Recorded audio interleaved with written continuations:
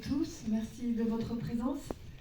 C'est une immense joie que de recevoir Philippe Valois pour inaugurer cette deuxième partie de l'image des plaisirs, donc nos chers expérimentaux. Alors dans la salle, il y a des gens qui connaissent Philippe Valois bien mieux que moi, qui ont travaillé avec lui, qui ont fait l'image de ses films, qui ont été acteurs pour lui. Mais donc je vais juste dire quelques mots en admiratrice avant de lui laisser la parole.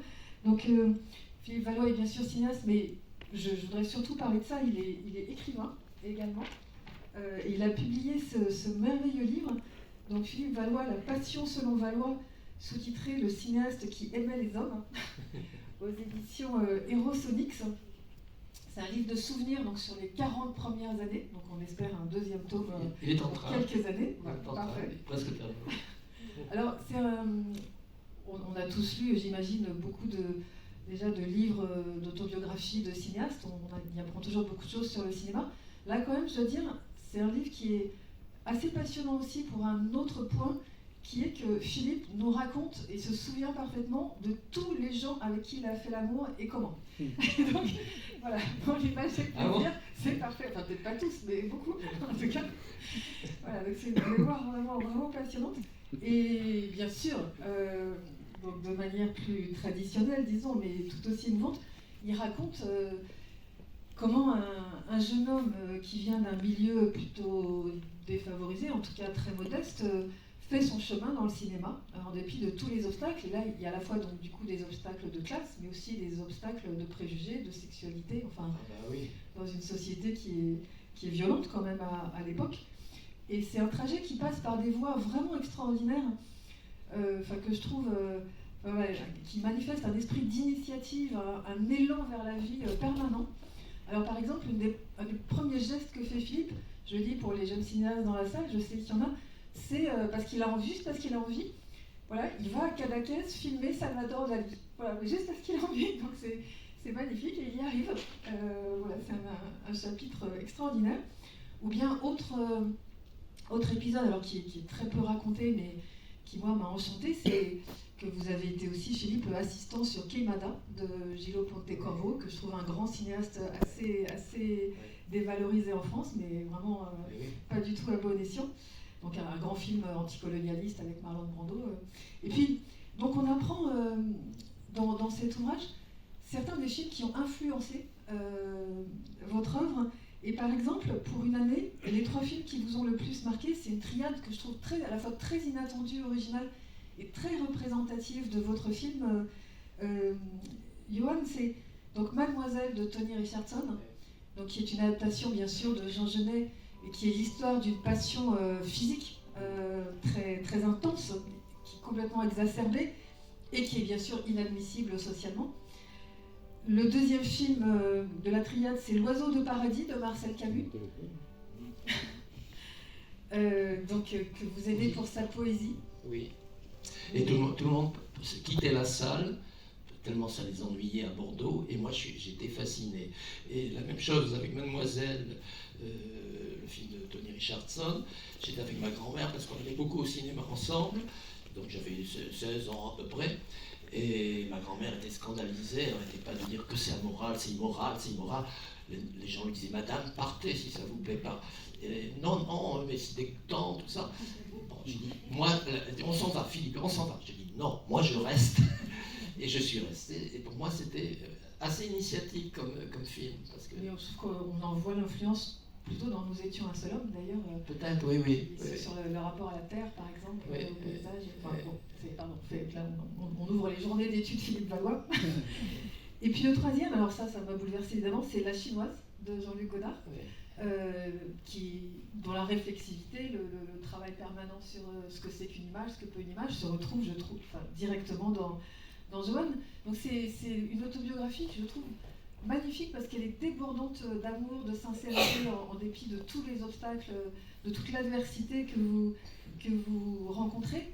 Et ce qu'on y lit, du coup, et alors là, peut-être le parallèle va paraître un peu incongru, mais c'est quelque chose un peu comme dans les mémoires de René Vauthier, c'est-à-dire des cinéastes qui se battent contre tout, qui ne perdent jamais leur allégresse, leur gaieté, leur joie de vivre, et qui font preuve d'une ingéniosité absolument permanente pour faire leur film. quelle que soit la situation. Et je trouve que c'est un peu, voilà, c'est tout à fait le même profil, tout à fait la même inventivité. Et si je me permets de rappeler tout ça, trop sommairement bien sûr, c'est que l'inventivité, d'une certaine manière, c'est le sujet du film qu'on va voir de Joanne, parce que voilà, c'est l'histoire d'un film qui a du mal à se faire parce que l'acteur principal, soudain, n'est plus là, et donc on ne peut plus filmer. Voilà, et c'est donc à la fois un film d'amour, un film réflexif sur le cinéma. Et moi, par exemple, j'accepterais plus jamais une thèse sur le film essai qui n'intégrerait pas Joanne dans son corpus. Voilà, et c'est un essai aussi sur la figurabilité. Donc, vous dites une chose très belle, et puis après je vous laisse la parole, mais vous expliquez la genèse du film dans cet ouvrage au chapitre 6 et 7. Et donc, ce que raconte le film, ce que décrit le film, c'est exactement ce qui se passait dans la vraie vie, ou en tout cas presque exactement ce qui se passait dans la vie. Et vous dites, bon, certes, j'étais amoureux de Joanne, qui s'appelait vraiment comme ça dans la vie, mais j'étais surtout fou amoureux de cinéma. C'est quand même le cinéma qui l'emporte et la nécessité d'en faire. Et vous dites, j'ai donc décidé de tourner ce film coûte que coûte. Oui. Voilà, et c'est un film. La question de l'argent, des moyens matériels, je trouve, est complètement surmontée, n'existe même pas, c'est même pas un problème, parce que c'est un film somptueux d'intelligence, en fait, et d'amour pour le cinéma. Donc, voilà, et pour terminer, vous laissez la parole, je voulais juste dire, parce que c'est la saison, que ce film que vous allez voir, pour certains d'entre vous, ce sera pour la 10e fois, mais voilà, pour ceux qui vont le découvrir, c'est un film qui est passé à Cannes, au Festival de Cannes, Perspective du cinéma français. Donc ça dit à quel point on a régressé quand même depuis, voilà. Donc c'est un film qui est devant nous, en fait. Il faut qu'on retrouve son énergie pour que le cinéma soit à la hauteur de ce qu'il peut être. Tout à fait. Et donc là, vous allez voir la version originale. Parce que, bon, pour l'anecdote, j'aime bien raconter une petite anecdote. C'est-à-dire, le film est passé dans cette version, mais après, il y a eu les censures. Le film, à Cannes, j'ai eu des propositions de sortie. Il y avait 3 salles. Il y avait une salle, l'Olympique Entrepôt de Frédéric Mitterrand. Moi, j'étais très flatté qu'il s'intéresse à mon film. Le Hollywood Boulevard, c'était moins intéressant parce qu'il y avait 3 salles. Une salle pour le karaté, une salle pour les westerns, une salle pour les films gays, un peu érotiques. Donc ça me plaisait moins quand même, c'était moins valorisant. Et le Hollywood Boulevard le voulait pour lui tout seul. Donc finalement, j'ai pas cédé, c'est sorti dans 3 salles. Mais au moment de sa sortie, la censure a voulu le Xer. Et à l'époque, comme il n'avait pas d'agrément, un film X était considéré comme un film étranger. Et donc, il y avait des taxes énormes à payer, parce que c'est l'époque où les films X démarraient, ça avait beaucoup de succès dans les salles, donc il y avait des taxes énormes. Et donc, je n'aurais pas pu payer quoi que ce soit. Donc, la Société des réalisateurs de films s'est démenée, puisqu'ils avaient choisi le film à Cannes, et donc ils ont dit non, il faut essayer de trouver une solution. Donc le CNC a dit, bon, dans ce cas, il faut couper des plans, surtout les érections. Alors j'ai coupé les érections, et ils m'ont demandé de prouver que j'avais bien coupé les plans pour comparer avec la copie originale. Donc il y avait plusieurs copies, j'ai coupé les plans, j'ai jeté certains, j'ai obéi à ce qu'ils me demandaient, et ils m'ont demandé de vérifier, donc d'avoir un petit bobino de ce que j'avais coupé pour comparer. Donc je l'ai donné. Voilà. Et après, le film est sorti un peu dénaturé, à mon avis. Mais bon, j'étais content qu'il soit sorti quand même, sinon il ne sortait pas. Et donc, il n'a pas été Xé, seulement interdit moins de 18 ans. Et puis, dans les années 2000, j'ai voulu sortir le film en DVD. Et je ne retrouvais pas le négatif, donc j'ai demandé... j'ai téléphoné au CNC, j'ai dit est-ce que vous n'auriez pas la copie Joanne en négatif pour en faire une meilleure copie, pour le sortir en DVD, etc. Ils me disent non, on n'a pas de copie, mais on a retrouvé un petit bobino dans un placard de la rue de Lubeck à votre nom, voilà, et on va vous le rendre. Et c'était tous les plans qui avaient été coupés, qui ont été conservés dans un placard pendant 40 ans, quoi, c'est extraordinaire, et qui m'ont rendu, que j'ai refilmé, que j'ai pu réintégrer. Donc là, vous retrouvez la version originale. Voilà. Donc ça, c'est une jolie histoire. Voilà. Et puis, ce que je voulais dire, c'est que j'étais très heureux d'avoir M. François Bou, qui a fait l'image de ce film. Voilà. Et mon François, viens. je suis fier d'avoir été l'opérateur de Philippe. C'est un grand réalisateur. Voilà. Vas-y, François.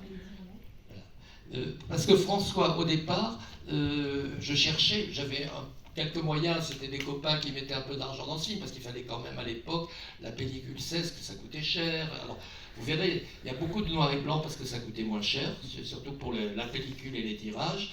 Et il y a un peu de couleur. Alors les plans de couleur, c'est vraiment, on n'en faisait qu'un, on faisait qu'une prise. Hein, vous verrez, c'est les jolis plans, et puis il n'y a qu'une prise. Hein. Mais je proposais aussi à des opérateurs à l'époque de tourner ce film, parce que moi j'avais fait une année de Louis Lumière, donc c'était Vaugirard à l'époque. J'en ai fait 2. Voilà. Et à l'époque, je ne trouvais pas d'opérateur. Moi je voulais être que réalisateur dans cette histoire, je ne voulais pas me lancer, surtout les caméras étaient lourdes, je n'aimais pas les caméras trop lourdes. Et donc j'ai cherché un opérateur. Voilà. Et je trouvais aucun opérateur. Et j'avais demandé à un opérateur qui s'appelait Philippe Vell de tourner. Et puis il a dit non, moi je ne veux pas tourner un film gay, homosexuel. On ne disait pas gay à l'époque d'ailleurs, hein, on ne connaissait pas ce mot. Je ne veux pas le tourner. Et François est venu. Et François... Philippe Vell était mon ami à cette époque. Et donc je lui ai dit je te remplace tout de suite, il n'y a pas de problème. Et j'ai accepté donc de faire le film avec Philippe Valois. Ce qui m'a coûté cher d'ailleurs, parce qu'on a tourné chez moi. Guy Gilles a tourné chez moi aussi. Plusieurs réalisateurs ont tourné à l'endroit où j'habitais, qui est un atelier d'artistes très beau. Et on n'a pas renouvelé mon contrat, parce qu'on m'a dit, Monsieur Abou, c'est un délit d'être homosexuel, on ne peut pas renouveler votre contrat de locataire. Donc j'ai dû partir dans l'endroit où j'habitais, et on avait tourné beaucoup de films. Oui, c'était un studio de cinéma. Donc, effectivement, j'avais des nus d'hommes au mur. Qu'on voit dans le film. Voilà. Non, c'était très beau, il avait un très bel endroit. Et François était très important dans ce film parce que moi, je m'occupais peu de la caméra. Des fois, j'engueulais, je trouvais que tu faisais trop de zoom parce que je n'aimais pas les zooms. Mais c'est pas grave, c'était important parce qu'il chopait vraiment les bons moments. Et vraiment... Tu avais raison. Non, mais j'aime plus tes raisons. Ah oui, mais à l'époque, tu as vraiment assuré sur ce film, vraiment, parce que c'est toi qui tenais la caméra, et puis moi Et oui, on s'est très bien entendu, et notre coopération a été remarquable. Oui, et puis on a continué aussi avec Nous étions un seul homme, dans le sud-ouest, après avec Haltérophilique, le film au Maroc, tu y étais, l'énigme des saints? Oui, parce que moi j'ai passé mon enfance au Maroc, et donc j'aimais beaucoup le Maroc, c'était mon pays. J'ai Fès, je me promenais à bicyclette dans la Médina, tout ça, et donc on s'est retrouvés à Marrakech, et donc j'ai eu tous mes anciens amis marocains qui sont venus me voir à l'hôtel où on habitait. Voilà, bon, enfin, en gros, donc c'est une grande amitié avec François, qui se poursuit encore aujourd'hui. J'ai beaucoup aimé dans les plusieurs films qu'on a fait. Nous étions un seul homme, c'est celui que j'ai préféré de tous les films. Oui, mais il y en a qui préfèrent Johan.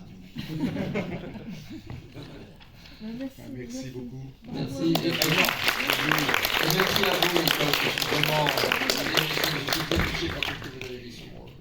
Donc il faut passer Nous étions un seul homme la prochaine fois.